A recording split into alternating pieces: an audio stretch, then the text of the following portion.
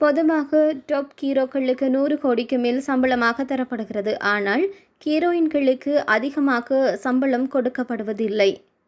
அதை பற்றி பல நடிகைகளும் வெளிப்படையாகவே குற்றம் சாட்டியிருக்கின்றார்கள். மேலும் நடிகைகளுக்கு வழங்கும் சம்பளத்தில் கூட பல்வேறு வேறுபாடுகள் இருக்கிறது. அவர்கள் எந்த அளவிற்கு பாப்புலராக இருக்கின்றார்களோ அதை பொறுத்து தான் சம்பளம் பேசப்படுகிறது. நடிகை பிரியங்கா சோப்ரா கடந்த 6 வருடங்களாக எந்தவிதமான இந்திய திரைப்படங்களிலும் நடிக்கவில்லை. அமெரிக்காவில் கணவர் பாடகர் நிக் ஜோனஸுடன் செட்டில் ஆகிவிட்ட அவர் தற்போது மீண்டும் ரீஎன்ட்ரி கொடுத்தது ஒரு படத்தில் நடித்து வருகின்றார். பிரியங்கா சோப்ரா அடுத்து ராஜமௌலி இயக்கத்தில் மகேஷ் பாபு நடிக்கும் படத்தில் ஹீரோயினாக நடித்து வருகின்றார். இந்த படத்திற்காக அவருக்கு 30 கோடி சம்பளமாக தரப்படுகிறதாம். இதன் மூலமாக இந்தியாவிலேயே அதிக சம்பளம் வாங்கும் நடிகையாக மாறியிருக்கின்றார்.